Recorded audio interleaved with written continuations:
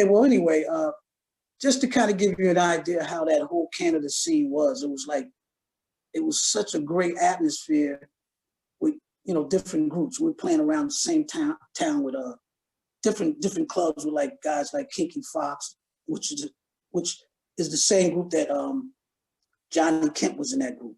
Kinky Fox. Yeah, so Just Got Paid, you know, all that stuff. Yeah, so, yeah. And you know, so that kind of like grew. I got really good at being an entertainer, you know, and understanding how to work crowds and just getting better at my craft. But after a while, you get bored, you know, singing other people's music. Then you start to, you know, because I didn't really get into it just to sing other people's music, you know. Yeah. I got into it to do my own thing. So I quit the group. Just one day I just said, hey guys, I don't want to do this anymore. I want to make my own music.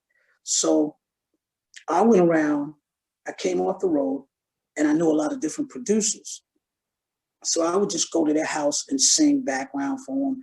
You know, and this one producer, he knew Chauncey, which I knew Chauncey, but you know, we weren't friends or anything at that time, you know. Yeah. So Chauncey was doing some work with a guy in the studio, and the same particular guy that had the studio tricked me into coming doing some studio work for him. And I was supposed to get some free studio time, but it never led to that. I would sing all his demos, and Chauncey heard me singing the demos, and I ended up helping Chauncey on some of his backgrounds and working with stuff like that. So what happened was this particular producer, I believe Chauncey set him up so he can get an audition with Teddy. Okay. So now, mind you, my voice was on all of his demos, you know. So when Teddy heard his work, he said, I really don't like the songs, but who's the guy singing? And Chauncey said, that's my man Levi, man, blah, blah, blah. So that's how I got to BLACKstreet. And that was my first record deal, actually. But then how soon after you got off the road and quit the group did this sort of studio to that this whole thing happen? Okay, well, I was on the road, man. Let me see. I was on the road for like 10 months. Yeah. We used to go up there like 10 months out of the year. So I would say when I got off the road. And you quit the group. And when I quit the group, it took me about a year and a half. Because I got off the road and got a job, man. You know what I'm saying? Yeah. I got a job, and but I kept, you know, playing on the weekends sometime with different guys sitting in, you know, and I would do the studio thing. So it took I would say about a year and a half. How did this working in the studio back in those days, how did that sort of help? Because if you've been on the road and doing a lot of live stuff, what was there mass difference recording in a studio? Oh yes, man. I mean, it's nothing like having something in your head and then you can actually go and manifest that, you know, and hear it back. You know, that was incredible. I mean, I started out, I kind of played around with recording back in the day. I used to have the 2 tape players and have one playing here, record something on this one, and then play it back and record the next part on this one. So I understood what multi-tracking was, you know. Yeah. But going into a bigger studio, I can hear it at its entirety, you know, it was incredible. Wow. So, I mean, even though this producer thought he was swindling me out of some time or whatever, he was tricking me, because I never got paid. I didn't care. The experience was great for me, you know, because I got to see how I sound in the studio, how to work vocals and different things like that. But I learned a lot from different people, you know, especially when I got in BLACKstreet with guys like Leon Silvers. Okay, before we jump into that, so what year was it that this sort of audition stuff happened with Teddy, that Chauncey sort of... Believe it or not, this happened like right at like 1992 going into 93. It's like, so I was off the road for like a year and a half. Yeah. So I stopped. I was in the band in 1990, 91, and I quit in 92. So right around 92, 93 was when I got in BLACKstreet. And then we recorded the album. The album came out in 94, you know. But I distinctly see your name on the Bobby album. Bobby Brown, yeah. Okay, well, Bobby Brown, Oh, that's good. You did your homework, man. Look, it's one of my top 3 albums. So I was just playing one night this evening. So I remember seeing you guys, Marcia McCullough and Mary Brown, and all you guys singing backgrounds, and it was probably one of Teddy's best works on those 7 tracks on the Bobby album. But so did he call you? Oh man, let me tell you. So when I got in the group, it took us about, almost a year before we started really doing anything. I would come down and, Ted just wanted to make sure. Well, let me give you that whole process. Yeah, start from the beginning. Yeah. Okay. Let me do this right so you can get the whole perspective here. Yeah. Okay. So when I got in the group, okay, I had to actually audition. Okay. Chauncey was already down here. He'll probably have to tell you his story, how him and Teddy kind of connect. Yeah. But he was already in Virginia. I'm still in Jersey. Yeah. So I would drive, I still had a gig. I used to play at this club called Zena's every Sunday night with this band called Flight 2. And I would leave the gig from there 3 a.m, drive 6 hours to Virginia, just so I could be there, And so, long story short, Teddy wanted to he was talking about putting together a group. Chauncey and him was talking about putting together a group. He said, well, look, man, you know any guys? So Chauncey said, I know this guy named Levi. Okay, so, but then at the same time, this guy, the producer dude, I don't want to name his name because he's a different kind of guy. But let's say the producer guy. Yeah. He also came down and he was playing Teddy his work. Yeah. And Chauncey already knew who I was because I helped him out on some things. So when he played the music, Teddy heard the music, said, I only like the song, but who's the guy singing? And then they called me up. In fact, they said, hey, Levi, you want to be in this da-da-da-da. So Teddy sent his brother to come and pick me up. And we drove all the way down to Virginia. And it was another dude. They were auditioning or something like that. And so they put us both in a hotel, me and this other guy that was auditioning.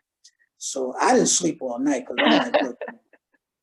So I told the guy, I said, listen, I don't know what's going on, but I guess we got to compete right here. But I'm telling you, I'm not leaving Virginia and losing this job, man. This job, this was, hey man, may the best man win. You know what I mean? Yeah. So the next day, we go to the studio. They sent the van to pick us up from the hotel. We go to the studio. Chauncey is there. A couple of the engineers were there, and which ones? Because we know a lot of them. Was it John Marie? John Marie. John Marie was there then. Yeah. Now I got a story about Servin. Me and Servin is really tight. Okay. John Marie, Franklin Grant. Yeah. Yeah, and I think it was somebody else who was working the desk. I can't remember. Okay, that's fine. Yeah. Anyway, so I'm sitting out I'm in front of the studio. We had a lake on the side of the studio at the time. And I'm just looking at the lake, and then I see Teddy pulls up on a motorcycle. Was that your first time seeing him? So, I'm kind of nervous, so Was I'm that your not trying first to time seeing him, though? Was that your first time I've seeing him? I've seen him before, but okay. I've seen him at the studio, so I'm just chilling because I don't want to be like, hey, what's happening, man? So I'm just sitting on the side. He walks in the studio. I'm still outside. So the other guy that was auditioning, he was inside. And I'm real, I'm kind of guy, when I go in a room, I'm not the guy to be making all these noise. I'm a pretty quiet dude. So this guy was in there talking, so I'm thinking maybe he got the job, So Teddy comes out of the studio. He looks at me, hey, what's happening, man? This and that. I said, oh, what's up? And he shakes his head. He said, yeah, I'm cool. All right. Mm-hmm. So, I'm thinking about putting together this group. He said, okay. All right. And he walks back in. So then I walk in, and he got this living room with the big screen TV, and we're sitting down, and he comes sitting between me and the other guy. he said, yeah, man, well, he said it again. Yeah, I'm really trying to put this group together, man. I think one of you guys might be okay. And then he got up. So I'm thinking, what's happening? So I get up, I go to the bathroom, right? I come out and I see the other guy at the door with his suitcase. So then Chauncey comes in. No, let's say the producer guy comes in and say, hey, look, Teddy wants you for the group. You just need to cut your mustache. So, I don't know what I was doing there, man. I had a mustache. Okay. I said, absolutely. The next day, we went and got that cut off. You know what I mean? And he said, I got the job. So, I mean, I didn't even really sing nothing right then and there. But then after that, we all got in the studio room. We were singing and blending and doing stuff. And that was it. And after that, the first project I sang on background was Bobby Brown. Okay. Yeah, but it's so, yeah, I mean, I think because that's such a iconic album and with production, by the time you auditioned for the group, had they already started doing any work on the album, or did you just start? Were you there before it even yeah, man. I was there. We didn't even have the name BLACKstreet. Oh no, I'm talking about the Bobby album. So were you there? Oh, Bobby album. Yeah. Yeah, I was there from the I didn't hear the Babyface stuff. Yeah, no, that's Teddy stuff. No, Teddy was doing that stuff from scratch, man. It was crazy, man. When he did that, Two Can Play This Game. And then we had Joe Stonestreet. I forgot to mention Joe. Yeah. I met Joe when I got in the group. Okay. So he's a different kind of guy. Man. I love that guy. Man. There's a whole lot of stories with him. Yeah. Well, we're gonna go. Yeah. So I think the first song was Two Can Play That Game. And so he was working on a track, and then he had us come in and gave us the parts, man. And it was incredible, man. I was like, wow, I just went straight from cover band to Bobby Brown. You know what I mean? But what was it like though? Because you got Teddy at his prime. He had just come off the Michael stuff, and he had his crew all up there in his new studio. But what was it like for you watching, the guy from Guy and Michael Jackson in the studio back in those early days? Man, let me tell you something, man. I still had my gig in Jersey. So he would be working. So he didn't need us at the time. So I would shoot back to Jersey, drive back to Jersey, do the gig, get a little sleep, get back in the car, drive back down there, just in time for him to start back out another song or whatever. So, like I never left, you know what I mean? Yeah. And I mean, watching him do vocals and production-wise, he was a beast, man. You can't take nothing away from him, in terms of production and coming up with that sound and stuff like that. But there's a lot of other people that I think should get credit too, like Bernard Bell. Yeah. Bernard Bell, very prolific musicians, writer. And it's a lot of different people like Tyrone Fight. Yeah, he was very instrumental, and really that drum shaker thing, turning that whole song around, man, because the original beat was a little different. Yeah, but before we get to Drum Shaker, I guess it was the Bobby album. So you like to play this game? So did anyone before Bobby got there who had to sing the lead parts, or was it mainly the chorus? Or yeah, it was. Chauncey did some of the I guess you would say the demo tracks. Yeah. And Street did some of the demo tracks, and a lot of times Bobby wouldn't show up to the studio, man. This guy, man, he was a mess, man. But we come in and knock it down, man. He was a mess, man. But yeah, we would do a lot of the demo stuff. Yeah. For, what was it like when you finally did meet Bobby? I mean, what did he come in? What was it like? Let me see. Where should I start? Bobby was Bobby Brown. He was Bobby Brown. He was a fun guy to be with, man. It's just that, it's like this, right? Remember back in the day, I don't know if your parents ever told you. My father always told me this: if you go to a club and people start drinking a lot of white liquor, get out of there early. Yeah, okay. So was hanging out with Bobby, and let's put it like there was a lot of white liquor going on, and I got out early. Oh, goodness. He was a cool guy, man. I mean, watching him work, man, he was intense, you know, and that was fun, you know, and being a part of that project was a lot of fun, man. We had a lot of fun doing a lot of stuff, man, you know. Because I spoke in the studio. And I spoke with Eric, and he said back in the day he was part of the Flex, and Lil Styles Jr. played a demo of the Bobby album, and they realized, man, it was just off the chain, just with the production and stuff, and so that was, a really It didn't do as well, mainly because Bobby wasn't able to promote it as he probably could have, but the album, I mean, Teddy got nominated for Producer of the Year Grammy off of that album alone. But you guys are just singing the backgrounds, and I think the backgrounds were just as good as the front, because as I said, you had the amazing harmonies. As I said, you had the girls from Eminem, yourself, and who else was doing the backgrounds and stuff? I think Big Bub did some work on something. Yeah, okay, I see his name down there. Yeah. So it was pretty much me, Chauncey, Joe Stonestreet. I think Bub did some stuff, you know, and I want to say Aaron might have did something. I'm not sure, because we weren't in the same sessions a lot of time. You know? Okay. I used to come out late at night. Okay.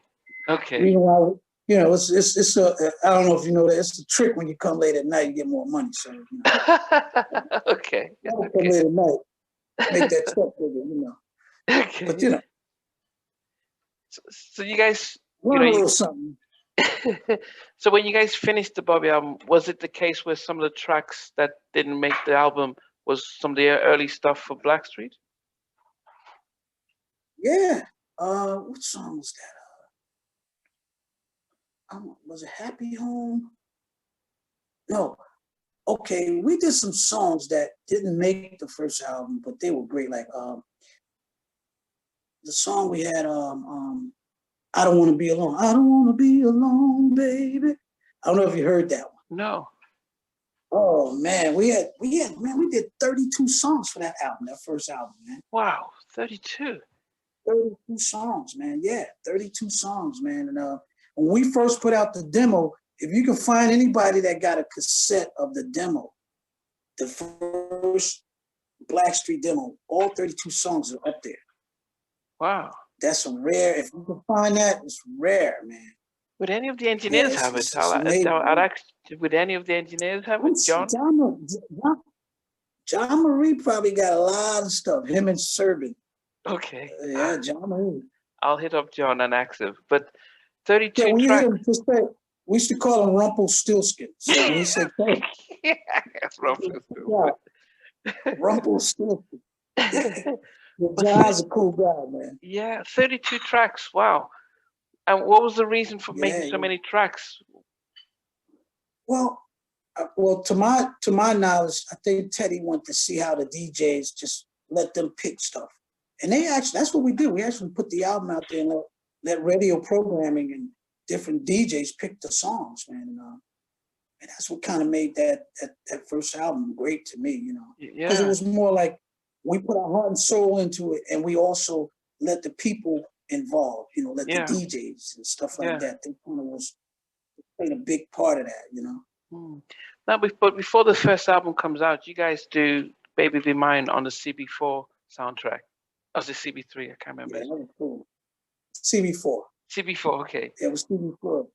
Chris Rock, man, it's a funny guy. Man. We had a lot of fun doing that. So when you guys had a lot of fun doing that. Yeah, because that's the only time that we did see Joseph Stonestreet leading, singing the vocals, and then sadly he didn't make the album, the band when the main album came out. But so when you put out the Baby, it was a lot going on. You're cutting off right now. Oh, okay. Can you hear me? Can you hear me? I can hear you now. Yeah. Yeah. So Yeah, I can when hear you now. so I mean, because you know, a lot of us, I'm a big fan of Basic Black, Dizo, Daryl, and the one person that I Oh think man, yeah. could match him vocally was Stone Street. Just the way he's you know, the way he was able to. Joe Stonestreet is probably one of the best singers I've ever heard. When I tell you, man, I seen that guy do "Baby Be Mine." He literally went in and did that one take, man. Sprague told me He that. went in the Sprague, studio yeah. booth, Yeah, Sprague and Mucho would tell one you that, take. yeah, that they'll do it one take. Sprague said that he was the most impressive person he had ever seen in a studio, that he'll do it Yeah, one take and that'll be it. beast. He's a different kind of guy, man. Yeah, You know, he was fighting a lot of demons, but he was yeah, a good guy. Great heart, man. Me yeah. and him were real tight, you know. Wow. I learned a lot from him in vocal styling and different things. I learned a lot from Dave Hollister too. Dave was, me and him was real, we still cool, you know. Yeah, You know, yeah. it's probably what people think. Me and Dave still cool, you know. Yeah. How far the recording of the album was it before he had to leave? Man, we was pretty much almost done. I mean, we were pretty much almost done with the album. And then when Dave came, there were some songs that we got rid of. That I think that's the reason why some of those songs, like "I Don't Want to Be Alone," didn't make the album. And when Dave came, we just redid "Baby Be Mine," and that's when "Before I Let Go" came into play. And "Joy" came, because we had most those songs in the album. We didn't have those songs yet.